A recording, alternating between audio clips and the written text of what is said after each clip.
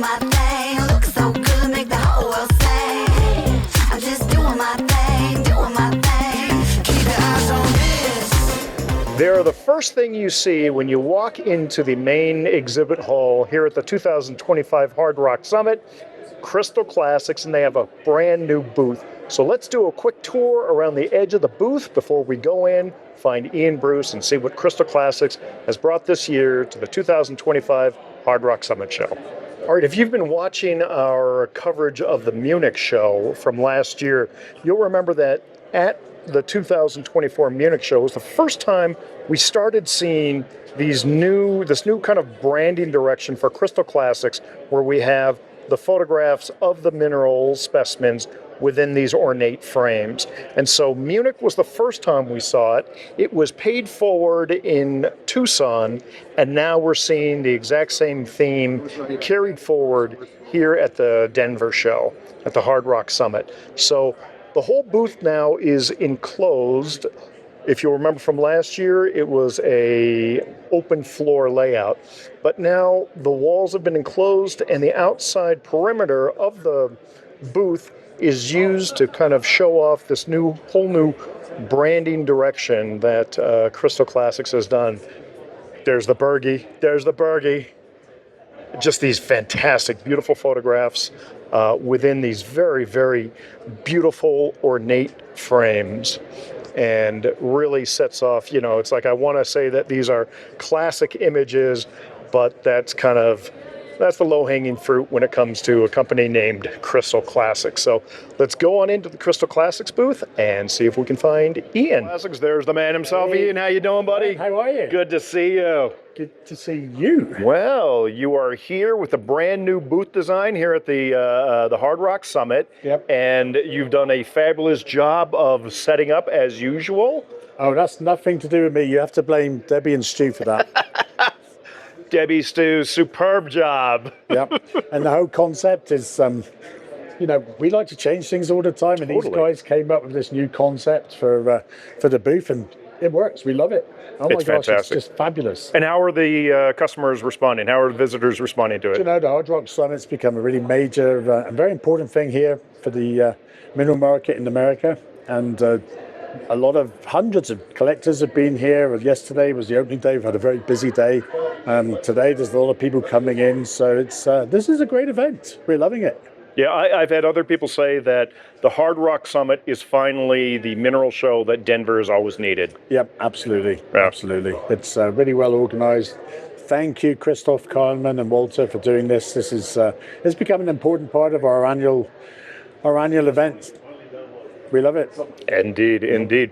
Why don't you show us some of the cases, some of the minerals, and tell us some of the latest things happening here at Crystal Classics. Well, since we last saw you in Tucson, we've been really busy. Santa Maria, I guess. Or Oh, no, Santa you Maria. weren't in Santa Maria. I We keep didn't do forgetting. Santa Maria, no. You guys were so, iconic in Santa Maria.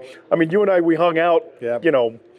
offline, but yeah, that's right. No, Santa Maria has changed. It's not what it could be, unfortunately, and with the new challenges, with the new laws they have in France Yep. for customs imports and exports, it's unfortunately never going to be the show that it used to be. So Crystal Classics won't be selling at Santa Maria anymore. It's end of an era. After 30 years, we just had to give it up.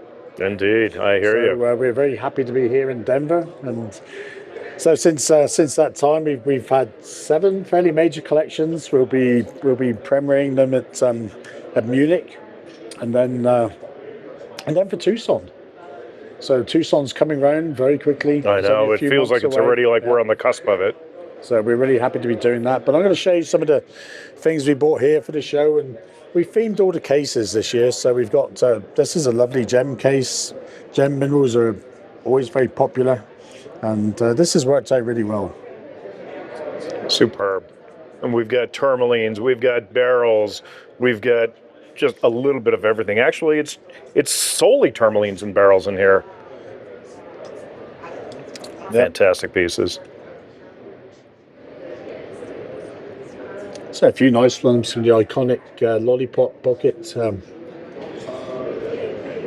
They came out a few years ago from Cruzeiro. That was such a great find. This is an old time, very old time Santa Rosa mine from the 1970s. That's a lovely specimen. Amazing.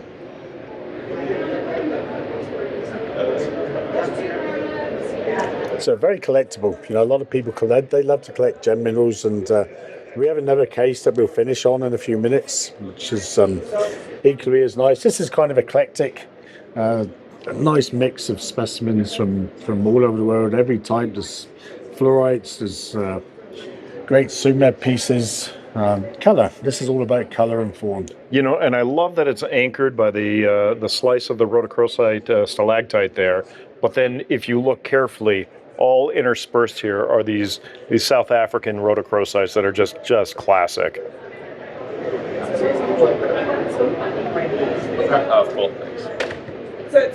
Superb, and indeed, color.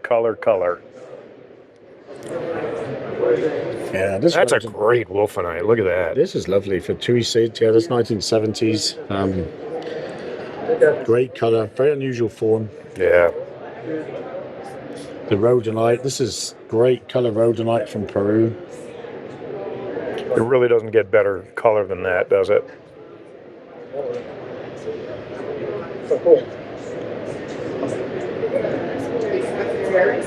And I love how it's anchored both sides. I always love the yellow minerals because you don't see them as commonly. No, and it's a great to have the combination of the botroids and then the well crystallized wolfenites and the mimetites. You know, it's great color. Great variety. You're doing it, man. And here's one of our treasure cases. So here, great silver minerals. Super Kongsberg. Look at that for a wonderful Kongsberg. And this one's nothing to sneeze at.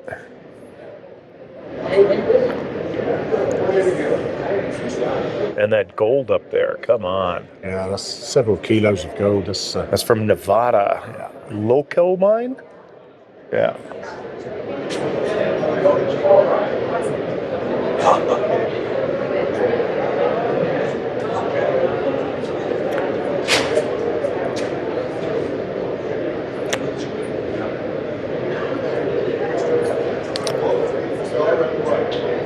Superb. And then nice selection of, let's see, we've got California gold here.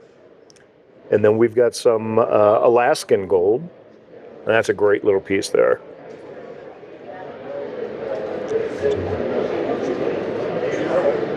And then some Venezuelan gold, Brazilian gold. That's super. Well, that's lovely. So as you can hear, I'm a little bit hoarse. So I'm gonna hand it over now to the better half. to my chief speaker. She's always got something to say. So yeah, most of the time nothing very sensible, but yes. But that's why we love you so much. That's great. So why don't we swoop around this side and stick with the theme of the golds. As you can see, Stu and Debbie put a huge effort into decorating the cases with the mixture of the newly acquired gold collection that we premiered in Tucson this year from the Sieber in Switzerland, where you had also plenty of coverage with Brian.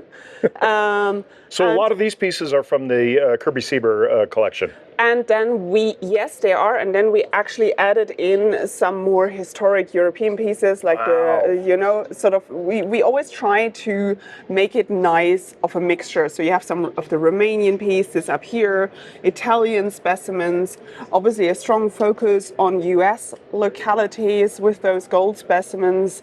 And then you're rounding it up with South America, like Venezuela here.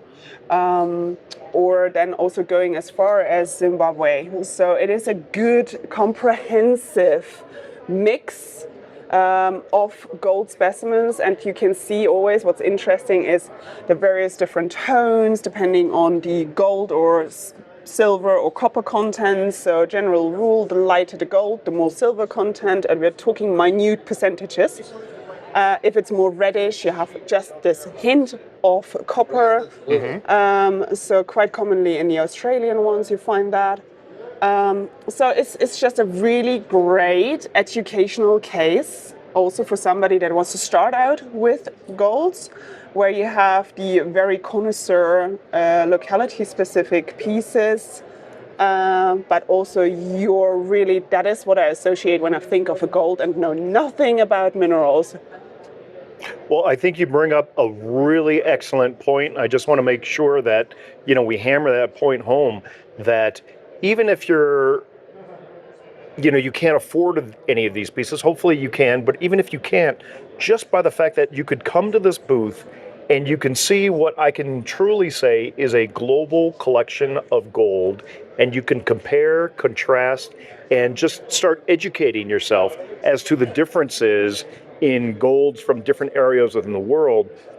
This case and the case that we just saw earlier, what a fabulous resource. And so, coming to a mineral show, ideally it's about buying minerals, but there's also that interpersonal connection that we talk about a lot, where you can build the relationship between yourself and dealers, but also there's a whole educational thing. And it's not just in the display cases, sometimes it's in the very booths of the dealers here. In a certain way, you have to look at it like if you're going to invest in a stock market, you do your due diligence, you do your research, what shares, what stocks do you want to invest in. So, and I would treat that very similarly, that when you're a new client and a new buyer getting into the hobby, do your due diligence, have a look around, see what's out there, and do not expect to actually open your wallet on your first mineral show visit.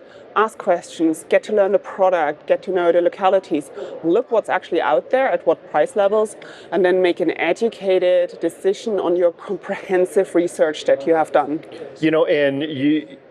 I couldn't agree more. There's a real hot topic issue right now with all the AI images of crystals being generated by the computers online. And a lot of them are, I won't say that they're designed to deceive, but a lot of them, like, I will show people in the mineral community and we just start laughing because we get how ridiculous it is. But new collectors may not understand that.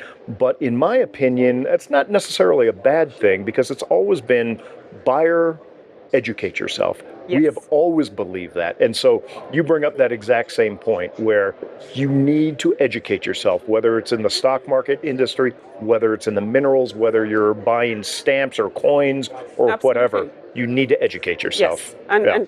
And don't make it a one-stop destination, especially when you're new to the whole hobby. Just like have a look around, see what's out there and who has to offer what. And I think with today's market, with advertisement and with the researchers and the resources available, you can already narrow it down who are like the top tiers, where a middle segment, you can obviously look at this. And here, we are lucky enough, we have a total of 25,000 specimens in stock, which we held with Crystal Classics. This is just a fraction of what we can offer. And you have a top tier in a case, but you have equally very, very budget-friendly options in our drawers, which we always try to stock well with various localities and various specimens. So there are options. It's not just top end. And this is one of the things that you're really well known for, bringing the drawers to all the cases. And that's a lot of work. It is. But filling the drawers, and not only filling them, but keeping them full. So after something's sold, your team comes in and replaces with other specimens. Absolutely. And so every time you open that drawer, you may see something different. Yes, you do. Yeah. Shall we have a look and see what else we brought to the show? Yes, indeed. So we have here a fluorite case that we put together, and again, it's fluorites from various different locations. So you're looking really home turf, England, whether that's a fluorite from Hilton or from our own productions in the Roger Lee, Diana Maria and Lady Annabella mines, to German fluorites, Mexico, Peruvian, Namibian. There is a lot of selection, of course, also a strong focus on US localities. And that is, again, the strong point, that we can offer a comprehensive, broad selection of one mineral species from various localities. It's very much like what you did with the gold. Yes. Where now you've got a second case that has the potential of serving as an educational piece. You can look at all these different fluorites in one place from around the world. Excuse me, from around the world. Absolutely. Superb. I love that. What a great case.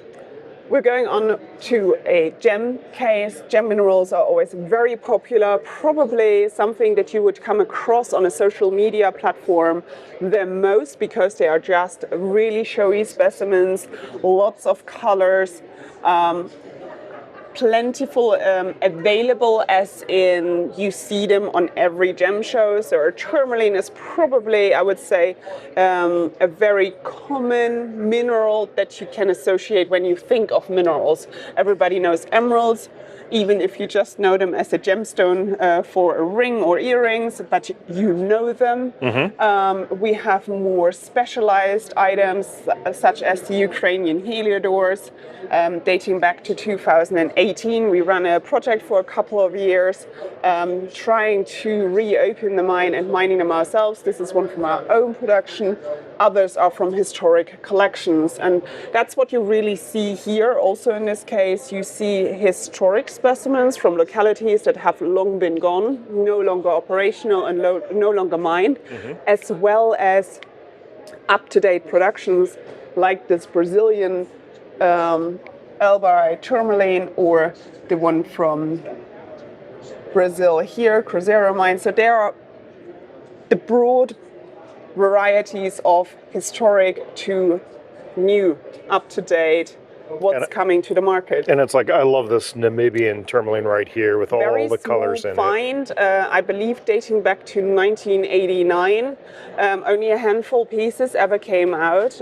Yeah, very unusual one. This is something you would not see in every other booth at a show. Yeah, very unique. It stands out incredibly well. All right, well, I started this interview by looking at the booth and the new kind of branding that you guys done, which is the incredible mineral photography within the frames. Let's close it with you showing us your latest bags. The latest bags. So yes, so since minerals are obviously the new fashion accessory, and so we thought we needed to match the bags to that. So why not wear it as well? I love it. I love it. That you are actually bought a natural piece of art. It is an unfungible item, so meaning when you buy a mineral, it is not repeatable. So you have really a unique item of art. So we decided to put some of our icons that we handled into frames and put them on the bags, just as we did on the outside of the booth, just to really show that, yes, this is art. Created by nature, and it is the fine art of minerals, really, that we would like to present and make accessible to our worldwide clients. Super. Deanna, thank you so much. Carry on, and we'll catch up with you. Oh, there you go. Now you have to stroll out of the booth.